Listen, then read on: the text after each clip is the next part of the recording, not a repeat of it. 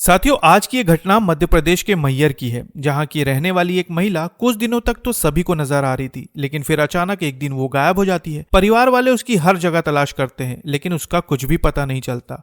और फिर महिला को ढूंढने के लिए पुलिस की मदद ली जाती है, लेकिन जब पुलिस इस मामले की जांच करती है, तब सच्चाई सामने आने के बाद उनके भी होश उड़ जाते हैं। तो साथियों, ये पूरा मामला शुरू होता है मध्य प्रदेश के मैहर से, जहां की त्रिकुटा पहाड़ी पर मां शारदा देवी का प्राचीन मंदिर है और हर साल हजारों लाखों भक्त माता के दर्शन के लिए मैहर पहुंचते हैं। इसी तरह मैहर का एक छोटा सा इलाका है जिसे आंध्रा टोला कहा जाता है, और ये घटना इसी इलाके से शुरू होती है। इसी इलाके में अनीता चौधरी नाम की एक महिला काफी लंबे समय से अकेले ही रहते आ रही थी, क्योंकि कुछ मीडिया रिपोर्ट्स में ये कहा जा रहा है कि उनके पति की मृत्यु काफी पहले हो चुकी थी। आस पड़ोस के लोग उन्हें अच्छी तरह से जानते थे। वहीं बात करें उनके परिवार की, तो पास ही में सुरेश चौधरी नाम का उनका एक भाई रहता था, जो अक्सर अनीता से मिलने आया जाया करता था। इसी तरह 29 अगस्त 2025 को भी सुरेश अपनी बहन से मिलने के लिए उनके घर पहुंचा, लेकिन देखा कि घर पर ताला लगा हुआ है। फिर उसने आस पड़ोस के लोगों से पूछताछ की, लेकिन किसी को भी अनीता के बारे में कुछ भी नहीं पता था। सुरेश परेशान हो गया कि आखिर बिना बताए अनीता कहाँ चली गई, क्योंकि ऐसा पहली बार हुआ था जब अनीता बिना बताए अचानक कहीं गायब हो गई थी, और यही बात सुरेश को बार बार परेशान कर रही थी। फिर सुरेश ने आस पड़ोस के लोगों से अनीता के बारे में पता करने की कोशिश की,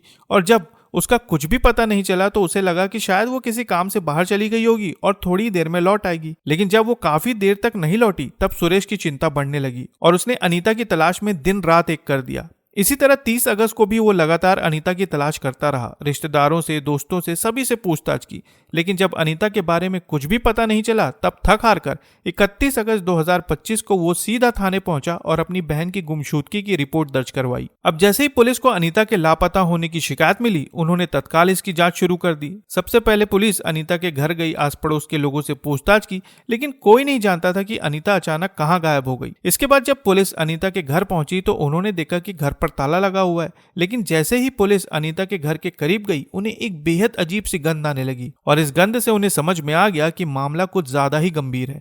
इसके बाद तत्काल पुलिस ने घर का ताला तोड़वाया और अंदर दाखिल हुई। जैसे ही अनीता के घर का दरवाजा खोला गया, बदबू और भी ज्यादा तेज हो गई, और फिर इस बदबू का पीछा करते हुए पुलिस घर की अच्छी तरह से तलाशी करने लगी। घर का कोना कोना छान लिया गया, लेकिन ना ही घर पर अनीता मिली और ना ही उसके लापता होने का कोई सुराग। लेकिन फिर पुलिस की नजर घर पर रखे एक हरे रंग के लोहे के बक्से पर गई, जिसके ऊपर लाल रंग के कुछ धब्बे लगे हुए थे, और उन धब्बों को देखकर पुलिस ने तत्काल उस बक्से को खुलवाया। जैसे ही बक्सा खोला गया, बदबू और भी ज्यादा तेज हो गई। बक्से के अंदर कपड़ों में लिपटा हुआ कुछ रखा हुआ था, और जैसे ही उसे खोला गया, उसके अंदर से अनीता का शव बरामद हुआ। अनीता का शव देखकर भाई के होश उड़ गए। उसका रो रो कर बुरा हाल हो गया था। उसे समझ में नहीं आ रहा था कि आखिर अनीता की किसके साथ दुश्मनी हो सकती है, और आखिर ये सब किसने और क्यों किया। शव मिलने के बाद तत्काल पुलिस ने शव को अपने कब्जे में लिया और पीएम के लिए भेज दिया। पुलिस अब इस गुत्थी को सुलझाने के लिए जी जान से लग गई। सबसे पहले पुलिस ने अनीता के भाई से पूछताछ की कि क्या अनीता की किसी के साथ दुश्मनी थी, लेकिन सुरेश ने बताया कि ऐसा कुछ भी नहीं था। इसके बाद पड़ोसियों से पूछताछ हुई, वो भी इसके बारे में कुछ नहीं जानते थे।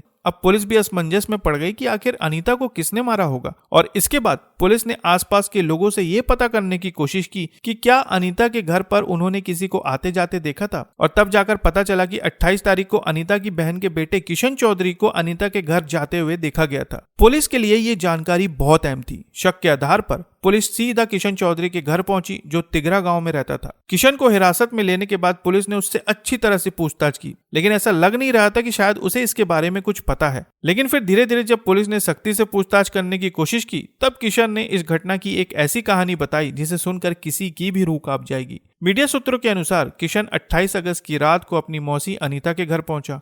वहां पहुंचने के बाद उसने देखा कि अनीता गहरी नींद में सो रही है, लेकिन उसी वक्त किशन की नीयत खराब हो गई। उसने सबसे पहले पास ही रखा एक लोहे का रॉड उठाया और अचानक अनीता पर हमला कर दिया, जिसकी वजह से वो बेहोश हो गई। फिर बेहोशी की हालत में उसने अनीता के साथ घिनौना कृत्य किया। ये सब करने के बाद उसने घर की अलमारी खोली और अलमारी में रखे 55,000 रुपए और सोने चांदी के गहने चुरा लिए, और फिर वो वहां से जाने लगा। लेकिन फिर उसे ख्याल आया कि जब अनीता होश में आएगी तो वो पकड़ा जाएगा, और इसलिए उसने अनीता पर फिर से हमला किया, जिसकी वजह से उसकी सांसें हमेशा के लिए थम गई। इसके बाद उसने अनीता के शव को कपड़े में लपेटा और फिर लोहे के बक्से बक्से में डाल दिया। शव को बक्से में डालने के बाद उसने घर पर ताला लगाया और वहां से फरार हो गया। इस कबूलनामे के बाद पुलिस ने आरोपी की निशानदेही पर गांव में छुपा कर रखे गए चोरी के सारे जेवरात बरामद कर लिए और किशन पर संबंधित धाराओं के तहत मुकदमा दर्ज करके उसे न्यायिक हिरासत में भेज दिया गया है। सोचने वाली बात यह है कि कोई इंसान अपने ही परिवार वालों के साथ ऐसा कैसे कर सकता है। आप इस बारे में क्या कहते हैं कमेंट बॉक्स में जरूर बताएं और नई खबरों के लिए चैनल को सब्सक्राइब करना ना भूलें। फिर मिलते हैं साथियों एक नई खबर के साथ, तब तक के लिए आपका बहुत बहुत धन्यवाद।